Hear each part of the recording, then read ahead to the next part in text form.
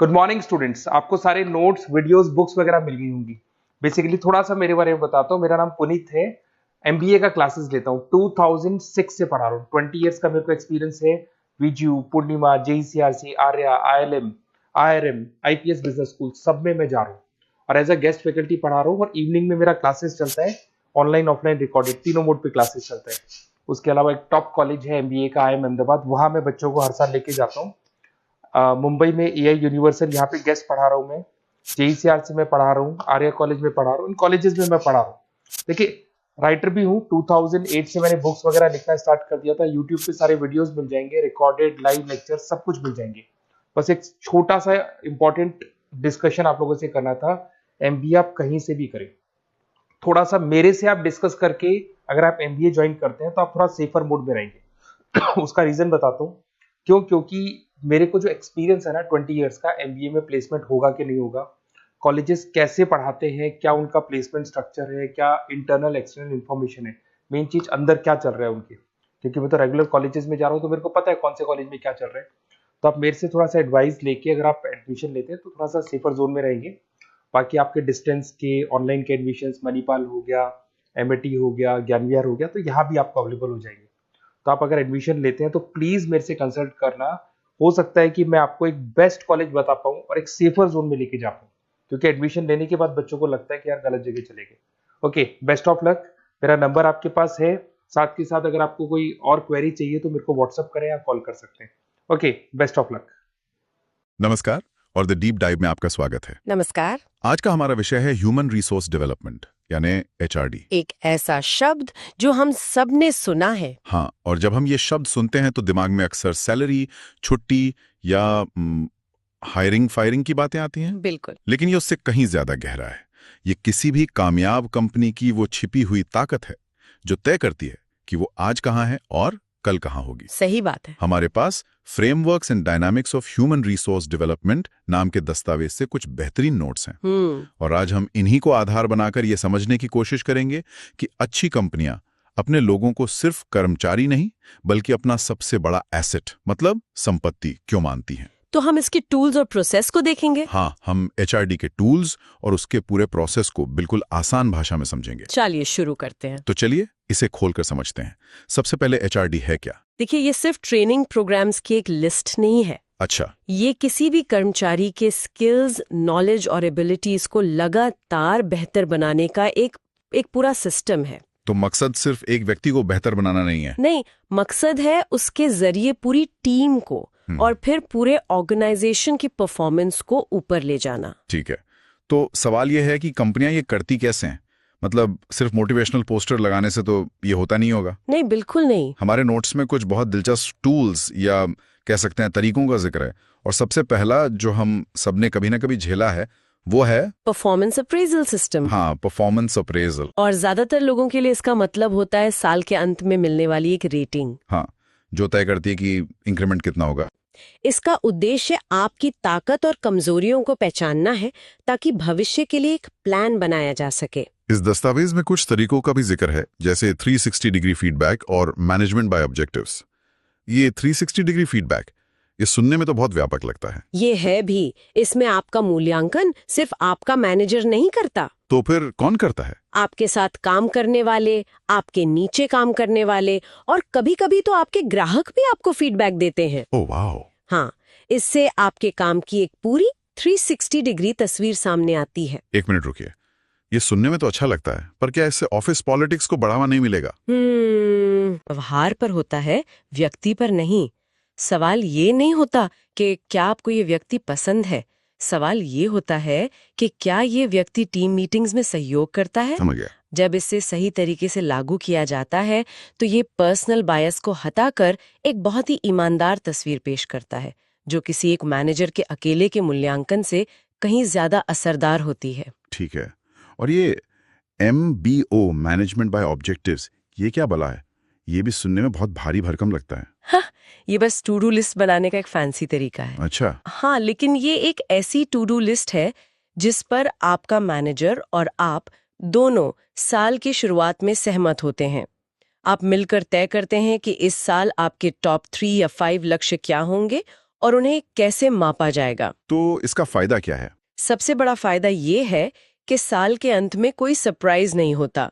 आपको और आपके मैनेजर को पहले से पता होता है कि सफलता का पैमाना क्या है। ठीक है, तो चलिए एक काल्पनिक कर्मचारी, मान लीजिए प्रिया, उसकी कहानी से इसे समझते हैं। जरूर। साल के अंत में प्रिया का 360 डिग्री अप्रेजल होता है। फीडबैक से पता चलता है कि वो टेक्निकली बहुत स्ट्रांग है, पर उसकी प्रेजेंटेशन स्किल्स थोड़ी कमजोर हैं। अब यहाँ अगला टूल काम आता है, ट्रेनिंग और डेवलपमेंट। हाँ। क्या ये दोनों एक ही चीज है? नहीं, और यहाँ लेखक एक बहुत महत्वपूर्ण अंतर बताते हैं। इसे एक निवेश पोर्टफोलियो की तरह सोचिए। ओके। ट्रेनिंग में पैसा लगाना मतलब शॉर्ट टर्म रिटर्न पाना, मतलब प्रिया की आज की प्रेजेंटेशन स्किल को बेहतर बनाना।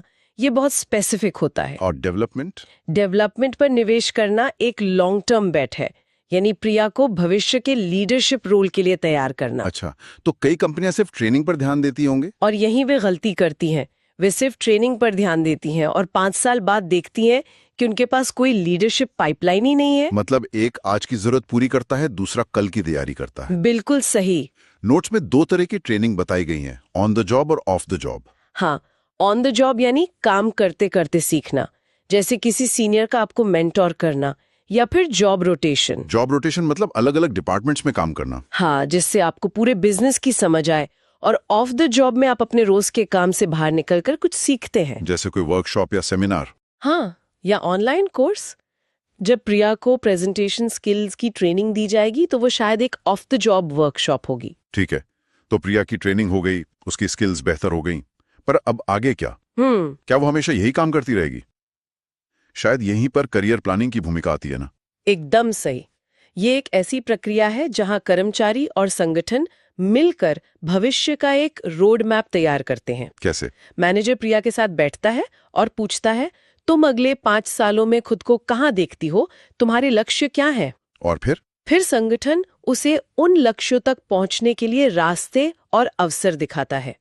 इससे कर्मचारी को लगता है कि कंपनी सिर्फ उससे काम नहीं ले रही, बल्कि उसके भविष्य में भी निवेश कर रही है। और नतीजा कर्मचारी संतुष्ट रहता है और कंपनी छोड़कर जाने की संभावना कम हो जाती है, जिसे हम एम्प्लॉय टर्नओवर कहते हैं। और इसी बातचीत के दौरान मैनेजर को शायद प्रिया में कुछ और भी नजर आता है। हाँ, ये हमें अगले 2 बहुत ही स्ट्रेटेजिक टूल्स पर लाता है, पोटेंशियल अप्रेजल और सक्सेशन प्लानिंग। बिल्कुल। परफॉर्मेंस वो है जो प्रिया आज कर रही है, पोटेंशियल वो है जो वो कल कर सकती है। इसको थोड़ा और समझाइए। देखिए, प्रिया अपना काम समय पर करती है, बहुत अच्छी प्रोग्रामर है, ये हुआ उसका परफॉर्मेंस। ठीक है।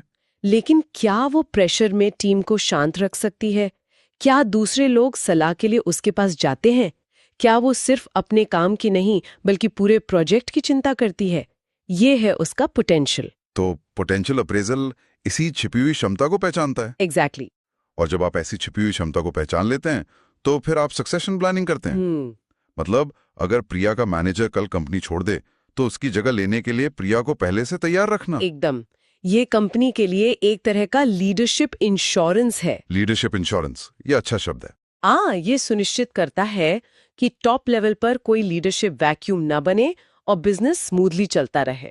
अब तक हमने परफॉर्मेंस, स्किल्स और भविष्य की योजनाओं की बात की, लेकिन नोट्स में कर्मचारी कल्याण, एम्प्लॉय वेलफेयर और क्वालिटी ऑफ वर्क लाइफ पर भी जोर दिया गया है। ये एचआरडी का हिस्सा कैसे है? ये एक बहुत ही जरूरी हिस्सा है। सोचिए, अगर प्रिया रोज 12 घंटे काम कर रही है, स्ट्रेस में है और उसकी सेहत ठीक नहीं है, तो कोई भी ट्रेनिंग काम नहीं आएगी। बिल्कुल। दुनिया की कोई भी ट्रेनिंग उसे एक अच्छा परफॉर्मर नहीं बना सकती। इसलिए स्वास्थ्य सुविधाएं, काम के लचीले घंटे, एक सुरक्षित माहौल और वर्क लाइफ बैलेंस देना एचआरडी का ही काम है। तो सिद्धांत सीधा है, एक खुश और स्वस्थ कर्मचारी ही एक प्रोडक्टिव कर्मचारी होता है। बस यही बात है। और आखिर में 2 और टूल्स हैं, रिवॉर्ड्स और रिकॉग्निशन और ऑर्गेनाइजेशनल डेवलपमेंट। हाँ, रिवॉर्ड सिर्फ बोनस या इंसेंटिव नहीं होते, वो एम्प्लॉय ऑफ द मंथ का अवार्ड या पूरी टीम के सामने की गई तारीफ भी हो सकती है। तो इनका काम अच्छे व्यवहार को बढ़ावा देना है। हाँ, और वहीं ऑर्गेनाइजेशनल डेवलपमेंट का फोकस किसी एक व्यक्ति पर नहीं बल्कि पूरे सिस्टम को बेहतर बनाने पर होता है। जैसे क्या अलग अलग टीमें ठीक से संवाद कर रही हैं? क्या कंपनी का कल्चर इनोवेशन को बढ़ावा देता है? इसके लिए टीम बिल्डिंग एक्सरसाइज और सर्वे फीडबैक जैसी तकनीकों का इस्तेमाल होता है। तो ये तो हो गए वो सारे औजार जो HRD की टूल किट में होते हैं। पर ये सब अलग अलग पुर्जों की तरह हैं। इन्हें जोड़कर एक चलती हुई मशीन कैसे बनाया जाता है? यहीं पर HRD प्रोसेस की भूमिका आती है। अच्छा। ये कोई एक बार का इवेंट नहीं है, बल्कि एक लगातार चलने वाला चक्र है और इसके 5 चरण हैं। 5 चरण। पहला चरण है जरूरतों का आकलन, नीड्स असेसमेंट। तो हमारी कहानी में प्रिया का performance appraisal he needs assessment था। मौजूदा प्रदर्शन और उससे अपेक्षित प्रदर्शन के बीच प्रेजेंटेशन स्किल्स का गैप है। यानी पहले समस्या को ठीक से पहचानना। बिल्कुल इसके बाद दूसरा चरण आता है HRD प्रोग्राम को डिजाइन करना। सही। मतलब जब पता चल गया कि सिखाना क्या है, तो अब ये तय करो कि सिखाना कैसे है। प्रिया के लिए एक प्रेजेंटेशन वर्कशॉप डिजाइन की गई, उसका बजट और समय तय किया गया। ठीक है, और तीसरा चरण? तीसरा चरण है कार्यान्वयन, इम्प्लीमेंटेशन, यानी उस डिजाइन किए गए प्रोग्राम को चलाना। प्रिया को वर्कशॉप के लिए भेजना? हाँ, उसे सीखने के लिए जरूरी संसाधन देना, ये सब इसी का हिस्सा है। और अब आता है वो हिस्सा जहां कई कंपनियां चूक जाती हैं। कौन सा? चौथा चरण, मूल्यांकन, इवैल्यूएशन। ये कैसे पता चलेगा कि ट्रेनिंग पर खर्च किया गया समय और पैसा बर्बाद तो नहीं हुआ? मैंने अक्सर देखा है कि कंपनियां बस ये पूछकर रुक जाती हैं कि ट्रेनिंग में लंच कैसा था। बिल्कुल सही था, लेकिन एक अच्छा मूल्यांकन 4 स्तरों पर होता है, जैसा कि हमारे नोट्स में बताया गया है। 4 स्तर? हाँ, पहला है प्रतिक्रिया, रिएक्शन। क्या प्रिया को वर्कशॉप पसंद आई? क्या ट्रेनर अच्छा था? ये वही लंच कैसा था वाला लेवल है। ठीक है, ये तो आसान है। दूसरा है सीखना, लर्निंग। क्या उसने सच में कुछ नया सीखा? क्या अब वो एक अच्छी प्रेजेंटेशन बना सकती है? इसका कोई टेस्ट लिया जा सकता है? हाँ। तीसरा और सबसे जरूरी, व्यवहार, बिहेवियर। क्या वो उस नई स्किल को अपने काम में इस्तेमाल कर रही है? मतलब क्या वो अब टीम मीटिंग्स में प्रेजेंटेशन दे रही है? एग्जैक्टली। और चौथा और आखिरी है परिणाम, रिजल्ट्स। क्या उसके इस बदले हुए व्यवहार से कंपनी को कोई फायदा हुआ? जैसे कि क्या उसकी प्रेजेंटेशन की वजह से कोई नई डील फाइनल हुई? बिल्कुल। ये तो बहुत ही गहरा विश्लेषण है। ये सिर्फ एक्टिविटी नहीं बल्कि इम्पैक्ट को मापता है। सही बात है। तो इस चक्र का अंतिम चरण क्या है? 5वां चरण है फीडबैक और निरंतर सुधार, फीडबैक एंड कंटिन्यूअस इम्प्रूवमेंट। इसका मतलब? मूल्यांकन से जो भी पता चला, उस जानकारी का इस्तेमाल भविष्य के ट्रेनिंग प्रोग्राम्स को और बेहतर बनाने के लिए किया जाता है। अच्छा। शायद पता चले कि वर्कशॉप अच्छी थी, लेकिन उसमें प्रैक्टिकल एक्सरसाइज कम थी, तो अगली बार उस प्रोग्राम को अपडेट किया जाएगा और फिर ये चक्र प्रिया के अगले परफॉर्मेंस अप्रेजल से फिर से शुरू हो जाता है। हाँ, यही चीज HRD को एक जीवित और विकसित होती प्रक्रिया बनाती है। तो इसका कुल मतलब क्या है? आज की इस चर्चा से ये साफ है कि ह्यूमन रिसोर्स डेवलपमेंट सिर्फ कुछ पॉलिसी बनाने या फॉर्म भरने के बारे में नहीं है। नहीं, बिल्कुल नहीं। ये किसी भी संगठन की ग्रोथ का इंजन है। ये एक ऐसा निवेश है जो लोगों में किया जाता है, और इसका रिटर्न सिर्फ मुनाफे में नहीं, बल्कि एक बेहतर वर्क कल्चर, इनोवेशन और लॉन्ग टर्म सफलता के रूप में मिलता है। तो ये इन सभी टूल्स और एक निरंतर चलने वाले प्रोसेस का एक कॉम्बिनेशन है, जो सुनिश्चित करता है कि संगठन हमेशा भविष्य की चुनौतियों के लिए तैयार रहे। अंत में एक विचार। हमने सक्सेशन प्लानिंग और एम्प्लॉय टर्नओवर कम करने की बात की। हाँ, हमने देखा कि कंपनी ने प्रिया पर कितना समय, ऊर्जा और संसाधन निवेश किया, उसके अप्रेजल से लेकर उसकी ट्रेनिंग, करियर प्लानिंग और उसे भविष्य के लीडर के तौर पर तैयार करने तक। एक लंबा प्रोसेस है। तो सोचने वाली बात यह है, जब प्रिया जैसी कोई प्रतिभाशाली कर्मचारी जिस पर इतना निवेश किया गया हो, वो कंपनी छोड़कर जाती है, तो क्या ये सिर्फ उसका एक व्यक्तिगत करियर मूव है, या ये उस संगठन की पूरी HRD प्रक्रिया की प्रभावशीलता पर एक सवालिया निशान है, जो अपनी सबसे बड़ी संपत्ति को संभाल कर नहीं रख सकी?